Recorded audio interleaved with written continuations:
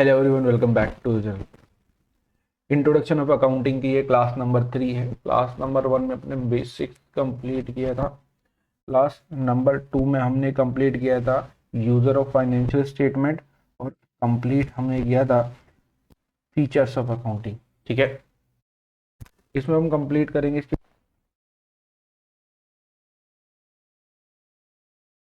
Accounting, book keeping को भी थोड़ा सा अपन देख लेंगे। अच्छा, क्लास स्टार्ट करूँ उससे पहले मैं आपको रिवीजन कराता हूँ, हमेशा आपको पता ही होगा। ठीक है, अकाउंटिंग का मीनिंग क्या था भैया? एक बिजनेसमैन है, उसको दो ही चीज जाना है, प्रॉफिट एंड लॉस का हो रहा है 31 मार्च को, या उसकी एसेट्स एंड लायबिलिटीज क्या शो करती है 31 मार्च को बैलेंस शीट पे। अब स्टेप्स क्या होती है? पहले आपने को आइडेंटिफाई करना पड़ता है ट्रांजेक्शन्स को। जब आपने आइडेंटिफाई कर लिया तो उसको आपको रिकॉर्ड करना सब्सिडरी बुक्स और जर्नल में। अब इसके बेसिस पे आपको लेजर क्रिएट करना है जर्नल के बेसिस पे। ठीक है, जब आप लेजर क्रिएट कर लोगे तो लेजर के बैलेंसेस पे आपको ट्रायल बैलेंस आपको बनाना पड़ता है। अब ट्रायल बैलेंस जैसे ही बन जाता है तो आपको फाइनेंशियल स्टेटमेंट बनाना पड़ता है। फाइनेंशियल स्टेटमेंट के दो पोजीशन कंसिडर करता है। पहला आता है ये इनकम स्टेटमेंट, जिसको आप ट्रेडिंग अकाउंट और प्रॉफिट लॉस अकाउंट भी बोल सकते हो। और दूसरा आपका आता है बैलेंस शीट। ठीक है, position of assets and liabilities, ये दो चीज थी। मीनिंग बिल्कुल बेसिक्स है भैया। अकाउंटिंग एक प्रोसेस है जिसमें आइडेंटिफाई करते हो आप, मेजर करते हो, रिकॉर्ड करते हो और कम्युनिकेट करते हो। ये बेसिकली गाइस फीचर्स है। अब इसमें ये चारों आप कर लेते हो कि इसके एक रिक्वायर्ड इन्फॉर्मेशन की जो इकोनॉमिक इवेंट के लिए है, और इंटरेस्टेड यूजर्स को आप उसको प्रोवाइड कर देते हो ये इन्फॉर्मेशन। ठीक है, ये अकाउंटिंग हो जाता है। आपने इकोनॉमिक इवेंट देखा भैया, पैसे वाला, वो सारे सारे चीजें जो पैसे में हो रही है वो इकोनॉमिक इवेंट। अब जैसे आप परचेज कर लोगे एसेट्स को, सेल कर दोगे एसेट्स को, एसेट्स परचेज करने के साथ एसेट्स को घर पे लाओगे, उसका खर्चा, इंस्टॉलेशन का, फाउंडेशन का, सबका खर्चा, इरेक्शन का खर्चा, सारे सारे खर्चे, वो आपका इकोनॉमिक इवेंट होता है। फिर आता है एक्सटर्नल इवेंट और इंटरनल इवेंट। आपको मैं बता ही दिया था। एक्सटर्नल इवेंट वो सारे सारे इवेंट जो ऑर्गेनाइजेशन और बाहर वाले पर्सन के साथ हो रहा है ट्रांजेक्शन, वो होता है एक्सटर्नल इवेंट। ठीक है, उसके बाद अपन मूव करें तो इंटरनल इवेंट पे। इंटरनल इवेंट क्या होता है? वो सारे के सारे ट्रांजेक्शन जो बिजनेस और उसके अंदर के एम्प्लॉय, मतलब अंदर के पर्सन के साथ होता है। जैसे मान लीजिए बिजनेस और बिजनेस के एम्प्लॉय के साथ सैलरी की डील हो रही है, तो वो क्या होगा? इंटरनल इवेंट होने वाला है। फिर यूजर्स ऑफ फाइनेंशियल स्टेटमेंट आगे मैं आपको बताऊंगा, पहले फीचर्स देख लेते हैं। फीचर्स बिल्कुल जैसे मैं लिख रखा हूँ वैसे ही आपको याद करना है। पहले आइडेंटिफाई करना है।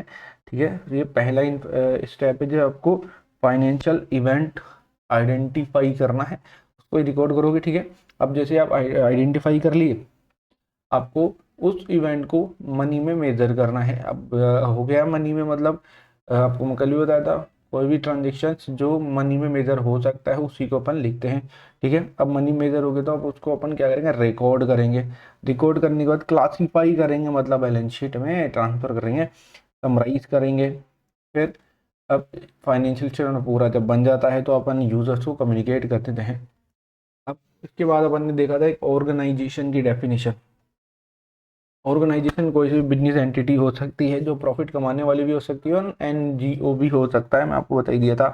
अब इसमें नीचे मैं आपको बताता टाइप्स ऑफ ऑर्गेनाइजेशन होता है। पहला आप याद रखिए, sole proprietor, partnership, company, corporate society, local authority, municipal corporation, और दूसरी कोई एसोसिएशन ऑफ पर्सन हो सकती है। ठीक है, इतना अपन कंप्लीट कर लिए। इसके बाद अपन यूजर ऑफ फाइनेंशियल स्टेटमेंट की तरफ मूव कर रहे थे। देखिए ये भी इंपॉर्टेंट है, आपको एक नंबर में आपको देखने को मिल जाएगा, मैक्सिमम 2 मार्क्स के लिए मिल जाएगा। पहला था इंटरनल यूजर्स। इंटरनल यूजर्स कौन से होते हैं भैया? इंटरनल यूजर्स में आपको मान लीजिए शेयर होल्डर हो गए, उसके ओनर हो सकते हैं। ठीक है, ओनर और शेयर होल्डर हो सकते हैं, इन्वेस्टर हो सकता है, एम्प्लॉय हो सकता है, मैनेजमेंट भी इसमें हो सकता है। एक्सटर्नल यूजर मतलब भैया बिजनेस के बाहर की, जैसे मान लीजिए गवर्नमेंट हो गई, जैसे उसके क्रेडिटर डेटर्स हो गए, लेबर यूनियन हो गई, स्टॉक एक्सचेंज वाले हो गए, पब्लिक हो गई। ठीक है, क्या आता है आपका? External users. ठीक है, मैं आपको यहाँ तक बता दिया था कल। अब मूव करते हैं object of financial, object of accounting पे। ठीक है, यहाँ तक कंप्लीट अपन ने कर लिया था। अगर आपको डिटेल में चाहिए आप इससे पहले हमारे 2 वीडियोस को देख सकते हो। ठीक है, देखिए बेसिकली एक कंपनी का मेन मेन 2-3 ही ऑब्जेक्ट रहता है, वो मेंटेन और रिकॉर्ड करती है बुक्स ऑफ अकाउंट को। मैं ऊपर ऊपर से पहले आपको बताता हूँ। ठीक है, वो मेंटेन करती है और रिकॉर्ड करती है बिजनेस ट्रांजेक्शन्स को। ठीक है, मेंटेन क्या करेगी? रिकॉर्ड्स, उनको रिकॉर्ड करने वाली हैं। आपको कैलकुलेट करना पड़ेगा हर साल प्रॉफिट या लॉस, ये भी इसका ऑब्जेक्ट रहता है। और डिप्लीशन ऑफ फाइनेंशियल स्टेटमेंट रहता है। ठीक है, इसके अलावा भी नीचे 2-4 ऑब्जेक्ट है, पहले इसको अपन देख लेते हैं। अब आपको ये नाम से ही पता लग रहा है, maintenance of records of business transactions, मतलब बिजनेस ट्रांजेक्शन जो भी आपने किया। जैसे मान लीजिए, मैं आपको बताऊं, एक सेकेंड। जैसे मान लीजिए आपने सैलरी का पेमेंट किया। ठीक है, थोड़ा सा और बारीक लेना था यार।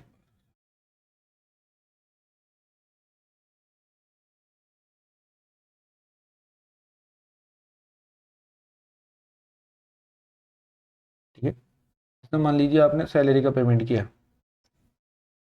ये होगी आपके बिजनेस ट्रांजेक्शन्स। ठीक है, अब इसको क्या करेंगे अपन? रिकॉर्ड करेंगे। दूसरा, अब मान लीजिए परचेज कर लिया आपने मशीन को, या आपने परचेज कर लिया स्टॉक को, मतलब गुड्स को। तो ये सारे के सारे ट्रांजेक्शन्स को आप मेंटेन करोगे और रिकॉर्ड करने वाले हो, ये इसमें बता रखा है। अब कैलकुलेट करेंगे प्रॉफिट या लॉस हर 31 मार्च तक।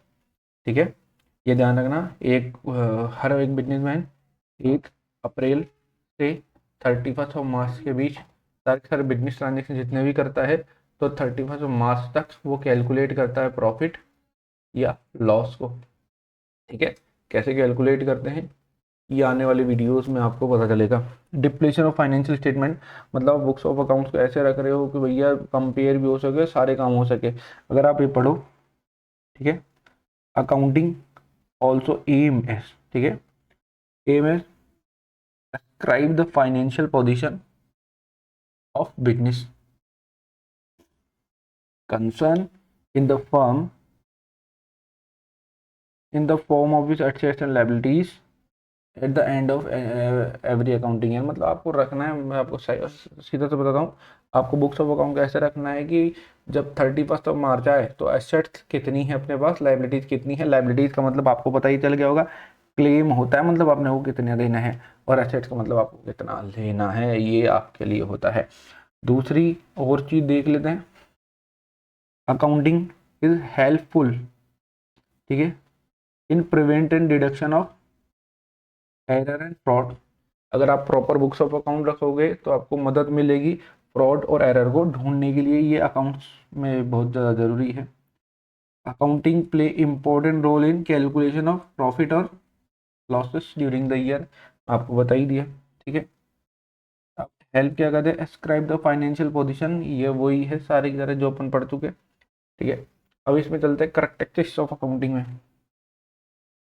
करेक्टरिस्टिक्स ऑफ अकाउंटिंग देखिए, बिल्कुल इजी है, एक बार आप पढ़ोगे आपका काम हो जाएगा उसमें। बोला था रेलेवेंट इन्फॉर्मेशन, रेलेवेंट नाम से रिलायबिलिटी। ठीक है, बिल्कुल इजी है। Accounting information should be reliable. ठीक है, आप जो भी अकाउंटिंग इन्फॉर्मेशन है उसमें 3 चीज जरूर होनी चाहिए, वो रियलाइबल होना चाहिए। ठीक है, वो होनी चाहिए रियलाइबल। वेरीफाई भी आप उसको कर सकते हो on the fact, basis on fact. 3 चीज होनी चाहिए, एक अकाउंटिंग इन्फॉर्मेशन है जब वो रियलाइबिलिटी पैदा करती है। ठीक है, पहले वो रियलाइबल होनी चाहिए, वेरीफाइबल होनी चाहिए, मतलब उसको आप वेरीफाई कर सको, क्रॉस चेक कर सको मतलब। ठीक है, और फैक्ट के पर बेस होनी चाहिए। फर्दर रेलेवेंट इन्फॉर्मेशन, मतलब अकाउंट में रिलेवेंट इन्फॉर्मेशन ही आप लिखोगे, इररिलेवेंट इन्फॉर्मेशन नहीं लिखने वाले हो। देखिए यहाँ पे पढ़िए, only relevant information should be disclosed should be disclosed information in which relevant information। मैं आपको बता दूं, यही वो बोल रहा है कि आप जो इन्फॉर्मेशन है जो रेलेवेंट होगी वही आप इसको लिखने वाले हो। अंडरस्टेबिलिटी, मतलब जो भी आपने अकाउंट्स बनाया वो समझने योग्य होने चाहिए। कंपेरिजेबल, मतलब देखिए, आप समझता हूँ, जैसे मान लीजिए ये आपका प्रीवियस ईयर था 31 मार्च 2025, ये इस साल आपने अकाउंट बनाए होंगे। अब 31 मार्च 2026 ये अकाउंट्स, 31 मार्च 2027 और 31 मार्च 2028, ये सारे के सारे इंफॉर्मेशन एक तरीके से कंपेयर करनी चाहिए, मतलब सेम तरीके से फॉर्मेट में बनाओ। स्टॉक डेटा ट्रेडर जैसे भी है आपको वैसे ही लिखना है, ऐसे प्रेजेंट करना है कि आप लास्ट ईयर की इन्फॉर्मेशन को करंट ईयर की इन्फॉर्मेशन से कंपेयर कर सको। बस इतना सा ये बोलता है और आपको 1 या 2 नंबर में आपको देखने को मिल जाएगा। ठीक है, बुक कीपिंग क्या होता है सबसे इम्पोर्टेंट आपके लिए होगा, अगर आप पढ़ रहे हो तो बहुत ज़्यादा ज़रूरी आप सभी के लिए है। इजी है, देखो इसमें बोलता है रिकॉर्डिंग। ठीक है, रिकॉर्डिंग ऑफ बिजनेस ट्रांजेक्शन्स। ठीक है, बिजनेस ट्रांजेक्शन को रिकॉर्ड करेंगे इन सिस्टमेटिक मैनर। ठीक है, in books of account, it's called book keeping.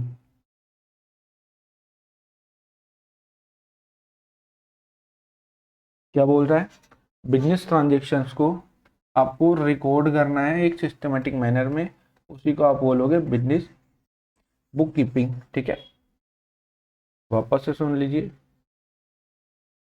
Recording of business transactions in systematic manner in books of account. ठीक है, बिजनेस ट्रांजेक्शन को सिस्टमेटिक मैनर में आप लिखोगे बुक्स ऑफ अकाउंट में, उसको बोलोगे आप बुक कीपिंग। ठीक है, कंप्लीट इतना सही होता है बुक कीपिंग का मतलब, बुक को कीप करके रख रहे हो मतलब संभाल कर रख रहे हो, सिस्टमेटिक तरीके से लिख लिखा के उसको संभाल सहेज कर रख रहे हो, उसको बोलते हैं बुक कीपिंग। ठीक है, यही आपके लिए इतना सा इन्फॉर्मेशन है। अब इसमें क्या क्या इंक्लूड रहता है, identification of financial transactions, measure the transactions in terms of money, वही आइडेंटिफाई करना है। मैं आपको बता रहा, एक सेकंड।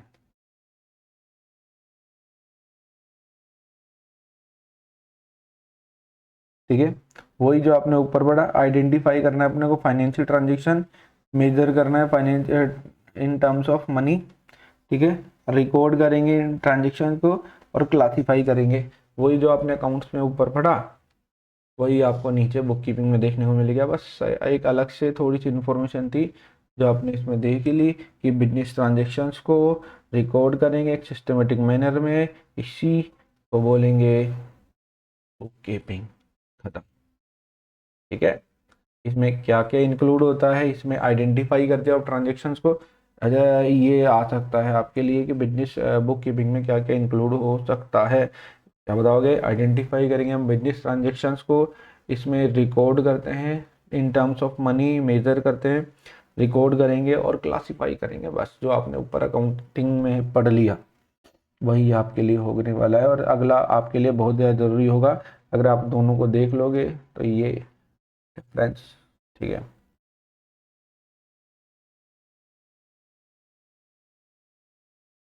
बुक कीपिंग में और अकाउंटिंग में क्या फ़र्क होता है। ठीक है, देखिए, बुक कीपिंग मेंटेन करता है जूनियर स्टाफ। ठीक है, जूनियर स्टाफ बिजनेस का बुक कीपिंग को मेंटेन करता है, और अकाउंटिंग को सीनियर स्टाफ मेंटेन करता है। Book keeping is primary stage. ठीक है, मतलब सबसे पहले बुक कीपिंग ही होती है, और एंड स्टेज आपके लिए हो गया, सेकेंडरी स्टेज हो गया आपकी अकाउंटिंग। ठीक है, it is consider with recording of day by day transaction, मतलब बुक कीपिंग में आप रोजाना के ट्रांजेक्शन को रिकॉर्ड करने वाले हो, और अकाउंटिंग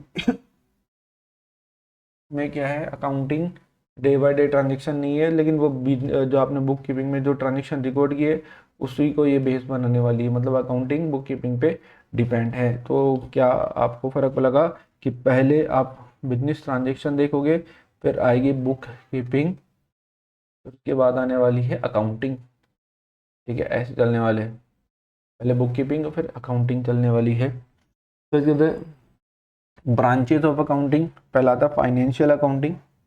ठीक है, जिसमें आप पैसों वाली बात करते हो। कॉस्ट अकाउंटिंग, मतलब अगर मान लीजिए आपके हाथ में एक 10 रुपये वाला पेन है तो 10 रुपये उसकी कॉस्ट प्रॉफिट जोड़ के वो कॉस्ट अकाउंटिंग में सिखाते हैं। Management accounting, tax accounting, social responsibility. ठीक है, ये आपके लिए होने वाली है अकाउंटिंग की ब्रांचेस। और इसके साथ चैप्टर नंबर 1 कंप्लीट हो चुका है। ठीक है, बिल्कुल इजी सा चैप्टर था।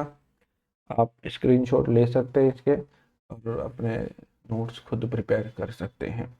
बुक कीपिंग में मैं आपको बता ही दिया, एक तो ये डिफरेंस आते हैं और इंक्लूड क्या क्या होता है बुक कीपिंग में।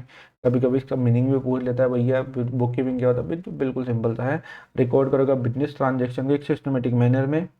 ठीक है, इन बुक्स ऑफ अकाउंट में इसको क्या बोलोगे आप, बुक कीपिंग। बस खत्म, इतना सा आपको काम है। ये बुक कीपिंग आपका कंप्लीट हो चुका है। अच्छा, शायद इसमें 3 क्लास लगी है। देखिए क्लास मैं आपको बता देता हूँ। ठीक है, क्लास 1 में हमने कंप्लीट कर लिया है बेसिक्स फीचर्स क्लास 2 में, और क्लास 3 में बुक कीपिंग। बस इतना सही है। क्लास 4 में हम चैप्टर नंबर 2 चलने वाले हैं, टर्म्स ऑफ अकाउंटिंग में। अब आपको पता चलेगा कि भैया डेटर्स क्या होते हैं, क्रेडिटर्स क्या होता है, बिजनेस क्या होता है, ट्रांजेक्शन्स क्या होता है। देखो मैं आपको ऊपर ऊपर से बता देता हूँ, बाकी हम अगली क्लास में देखेंगे इसको। जैसे मान लीजिए ये रहा कि बिजनेस ट्रांजेक्शन्स क्या होता है, एंटिटी क्या होता है, ट्रांजेक्शन्स क्या होता है। अब एसेट्स क्या होती है, एसेट्स कौन कौन सी होती है वो आपको पता लगेगा। लाइबिलिटीज़ क्या होती है, लाइबिलिटीज़। ठीक है, ट्रेड रिसीवेबल्स क्या होते हैं, इसमें क्या क्या इंक्लूड रहता है। ट्रेड पेबल्स क्या क्या होते हैं, कैपिटल क्या होती है, सेल्स क्या होती है, रेवेन्यू क्या होता है, ये आपको पता चलेगा। ठीक है, एक्सपेंसेस क्या होंगे, एक्सपेंडिचर्स क्या होने वाले। दोनों नाम सेम दिख रहे हैं लेकिन अलग एक फ़र्क होता है इनमें। प्रॉफिट और गेन क्या होता है, फिर ये सेम सेम दिख रहा है लेकिन फ़र्क है इसमें भी।